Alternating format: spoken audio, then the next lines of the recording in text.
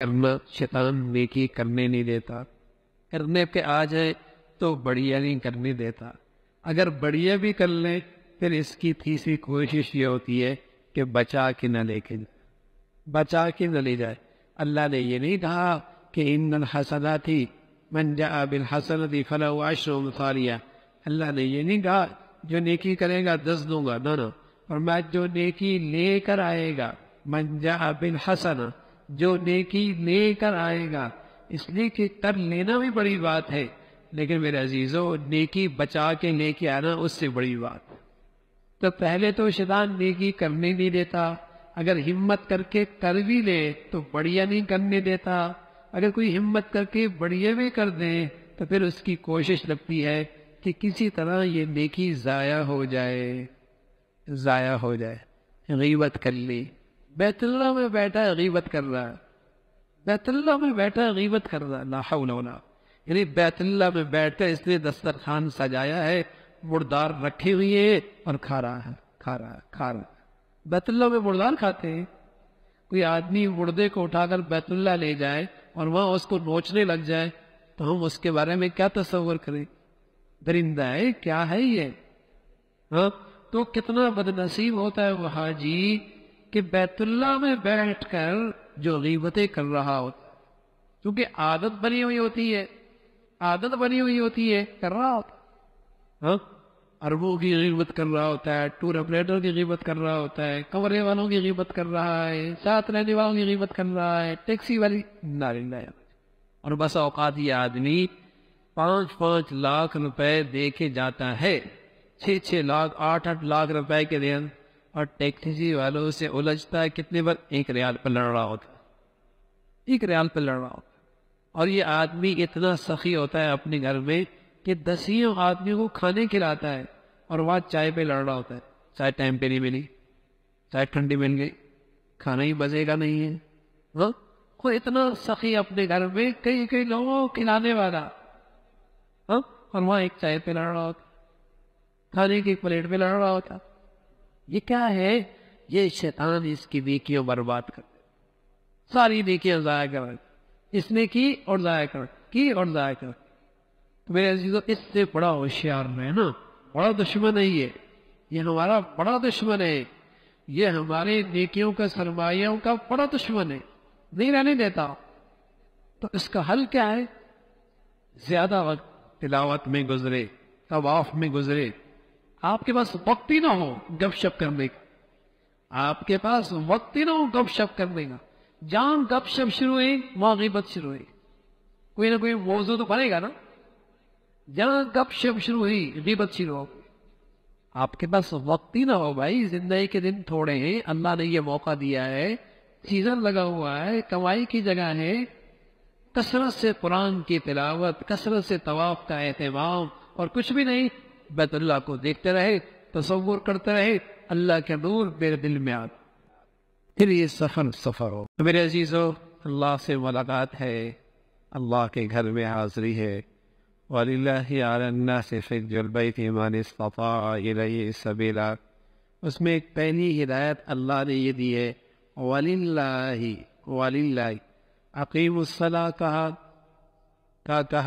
کتب علیکم الصیام کہا، سارے فرائض کا انداز اس الفاظ میں کیا گیا، لیکن جب بات حج کی آئی تو انداز بدل دیا، کہا وَلِلَّهِ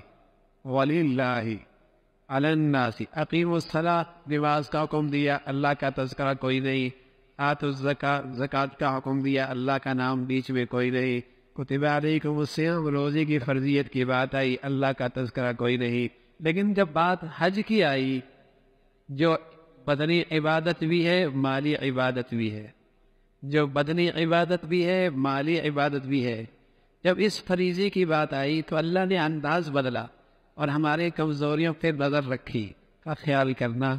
اس سفر میں لوگ خیال کرتے ہیں حاجی کہیں گے، ہار پہنائیں گے، دعوتیں ہوں گی، واہ واہ ہوگا، حج کر کے آیا ہے، کوئی تجارت کے لیے، کوئی سیروں کے، کوئی اپنی قیمتی بڑھانے کے لیے، کوئی بھیک مانگنے کے لیے، کوئی اس نظر سے یہ سفر کرے گا، فرمایا یہ حج، یہ سفر اسی کا سفر مبارک ہوگا جس کی نیت ہوگی کہ خالص اللہ کے لیے حج کر رہا ہوں، وَلِلَّهِ عَلَى النَّاسِ حِجٌّ، یہ خالص اللہ کی، اللہ کو راضی کرنے کے لیے میرا سفر۔ نیت ٹھیک کر لینا میاں، کیوں جا رہے ہو میاں؟ اللہ کو راضی کرنے کے لیے۔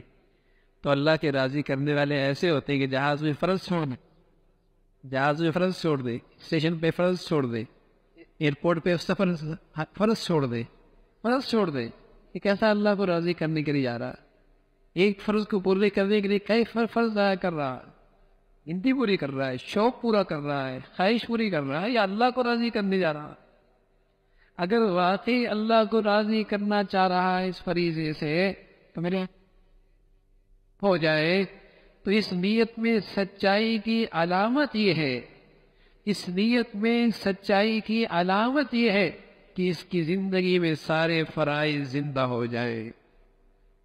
اس نیت کی سچائی یہ ہے کہ جانے سے پہلے ہی اس کی زندگی میں سارے فرائض زندہ ہو جائیں۔ نماز کا ہے، زکوٰۃ کا ہے، نماز کا ہے، زکوٰۃ کا ہے، حرام سے بچنا فرض ہے، حرام سے بچنا فرض ہے، گناہ سے بچنا فرض ہے، اللہ کے نافرمانی سے بچنا فرض۔ حج اللہ کو راضی کرنے کے لیے کرنے جا رہا ہے۔ اس نیت کی سچائی یہ ہے کہ جانے سے پہلے اس کی زندگی میں سارے فرائض زندہ ہو جائیں۔ اللہ کو راضی کرنے جا رہا ہے۔ جو بغیر پیسے کے فرض پورا ہو رہا، اور جو بغیر مالی وسائل کی فرض پورا ہو رہا، اور جو بغیر مشقت اٹھائے فرض ہو رہا، اسے تو پورا نہیں کر رہا، اور لاکھوں روپے لے کر مشقت اٹھا کے فرض پورے کرنے جا رہا ہے۔ یہ کیسے کر رہا ہے؟ خواہش پوری کرنے کا، چاہت پوری کرنے جا رہا ہے، شوق پورا کرنے جا رہا ہے، یہ اللہ کو راضی کرنے کے لیے۔ تو اللہ کو راضی کرنے کے لیے حج ہے تو حج ہے، اور اس کی سچائی کی علامت یہ ہے کہ جانے سے پہلے ہی اس کی زندگی میں اللہ کے فرائض زندہ ہونے لگے۔ یہ ہے وَلِلَّهِ عَلَى النَّاسِ حِجُّ الْبَيْتِ۔ حج اللہ کو راضی کرنے کا نام ہے، اللہ کو راضی۔ تو اپنے جتنے متعلقین ہیں جن سے کچھ اونچ نیچ ہے، کوئی اونچ نیچ ہے، اللہ کے لیے ان سے معافی تلافی کر کے جائے۔ خالق کا حق بھی ادا کرنا، اس سے بھی معافی مانگنا، مخلوق کے ساتھ بھی اپنا معاملہ صاف کر کے، کسی کا حق میں ذمے نہ لے کے جائے، سب سے اپنا معاملہ صاف کر کے، اپنا دل سب کے لیے صاف کر کے، اللہ کے لیے معاف کر کے جائے۔ آپ کا جھک جانا ہی آپ کی بلندی ہے، آپ کی معافی مانگنا ہی آپ کی بلند کرداری ہے، آپ کی تواضع ہی آپ کی بڑائی ہے۔ اس میں شرمائے کی بات نہیں، یہ سعادت کی بات ہے، کسی سے معافی مانگ لینا، غلطی کا اقرار اور اعتراف کر لینا، یہ بڑا پن ہے، موقع اچھا ہے، اللہ نے بڑا موقع دیا ہے۔ تو جن جن کے حقوق میرے ذمے ہیں ان کی ادائیگی کی فکر کر کے جائے، ان کی ادائیگی کی فکر۔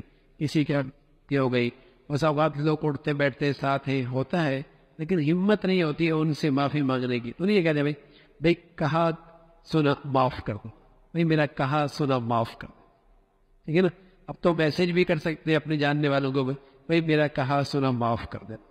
تو یہ آپ کا معافی مانگ لینا دل سے، یہ بھی کافی، ٹھیک ہے نا؟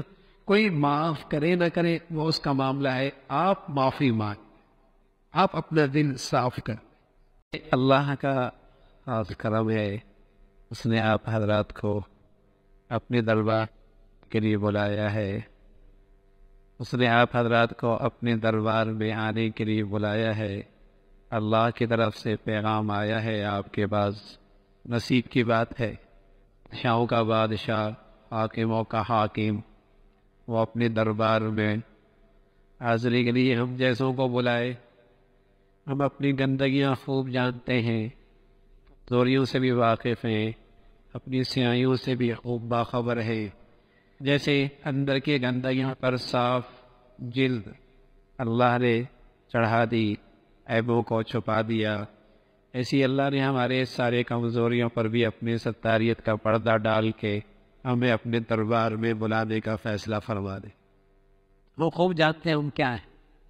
ہمارا ظاہر، ہماری خلوتیں، تنہائیاں کسی کے سامنے آشکارا ہو جائیں، شاید دوبارہ نظریں بھی نہ ملا سکے، شاید دوبارہ نظریں بھی نہ ملا سکے، لیکن وہ اس اللہ کا حلم دیکھیے.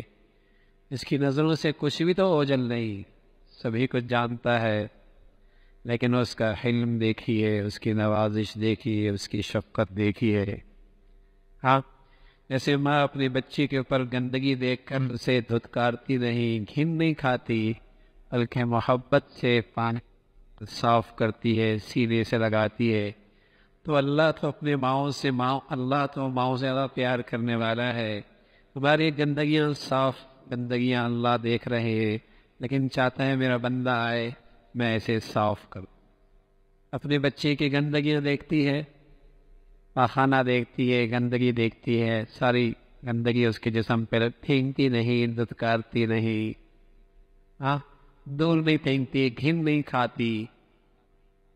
تو اللہ ہے، ماؤں سے زیادہ پیار کرنے والا ہے. میرے اور آپ کی گندگیوں اس پاخانے کی زیادہ ہے، لیکن اس اللہ کی ستاریت ہے، اس کا پیار اور شفقت دیکھیے کہ اپنے پاس بلا رہا ہے کہ میرے پاس آ جاؤ، سب صاف کر دو. سب صاف کرنا چاہتا ہے، پاک کرنا چاہتا ہے، صاف ستھری زندگی دینا چاہتا ہے. تو میرے عزیزوں، بہت بڑھیا موقع ہے. جب خود بلایا ہے تو دینے کے لیے بلایا ہے، جب خود بلایا ہے تو دینے ہی کے لیے بلایا ہے.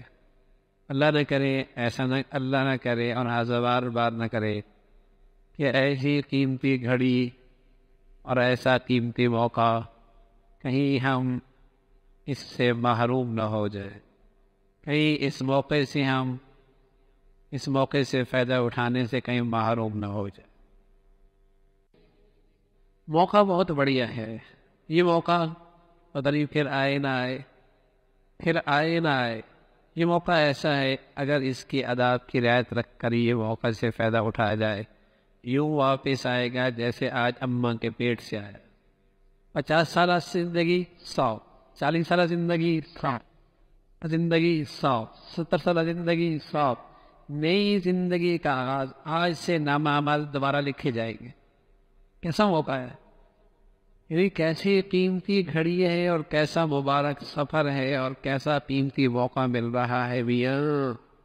پھر سفر کے بعد اپنی کتنی زندگی ہے، 1 سال زندہ رہے، 8 مہینے زندہ رہے، 1 ہفتہ زندہ رہے، 10 سال زندہ رہے، 60 سال زندگی، 40 سال زندگی صاف ہو سکتی. میرے نبی نے بتایا، ہمارے اور آپ کے حبیب نے بتایا ہے کہ ایسا واپس آتا ہے جیسے ابھی اس کی اماں نے اسے پیدا کی. ایسی گندگیوں سے صاف ہو جاتا. تو وہاں سب سے افضل عمل بیت اللہ کا طواف ہے. سب سے افضل عمل بیت اللہ کا طواف ہے. ماشاءاللہ صحت مند ہے، قوت ہے، طاقت ہے، جتنا کر سکتے ہیں کریں. اور اگر یہ ہمت نہیں تو دور سے بیٹھ کر بیت اللہ کو دیکھتے رہیں. دنیا میں ہر نیکی کر سکتے ہیں، لیکن بیت اللہ کے دیکھنے کی نیکی صرف بیت اللہ میں مل سکتی ہے. بیت اللہ کی نیکی دیکھنے کی نیکی صرف بیت اللہ. تصور کرے بیت اللہ کو دیکھتی ہوئی ہے کہ جو بیت اللہ کے اوپر اللہ کا نور گر رہا ہے، وہ نور میرے دل کے اندر بھی آ رہا ہے. اور جب بیت اللہ کا طواف کرے، تصور کرے یہ وہ جگہ ہے جہاں اللہ کے نبی صلی اللہ علیہ وسلم کے قدم رکھے ہیں، اور اس امت کے لاکھوں کروڑوں اولیاء کے قدم یہاں رکھے گئے ہیں. آج کیسے میرے نصیب جاگے کہ میرے قدم بھی وہیں پڑ رہے ہیں. اس تصور کے ساتھ، اور اس جگہ اللہ نے پہنچا دیا ہے جہاں کے بارے میں اللہ کا ہر نیک بندہ تمنا کیا کرتا تھا کہ کاش کہ میں بھی وہاں پہنچ جاؤں. آج اللہ نے ہمیں وہاں پہنچا دیا ہے. حرم کی ہوائیں، فضائیں، مبارک جگہ. اس تصور کے ساتھ اس کے اندر رہے، پورے بیت اللہ میں، حرم میں، اس تصور کے ساتھ کہ یہ وہ سرزمین ہے جہاں اللہ کے ہر مقبول بندی کی چاہت رہی ہے کہ میرے قدم یہاں پڑ جائے، اور اللہ کی ہر نبی کے قدم وہاں پڑے. اللہ کے ہر نبی کے قدم وہاں پڑے ہیں. یہ حرم کی زمین پر آج ہماری زندگی کے دن گزر رہے ہیں. اس تصور کے ساتھ، ان آداب کے ساتھ، اور جسے کہیں کہ ان اعمال کے ساتھ وہاں دن گزارے جائے. اور خوب کمائی کا موسم ہے میرے عزیزوں.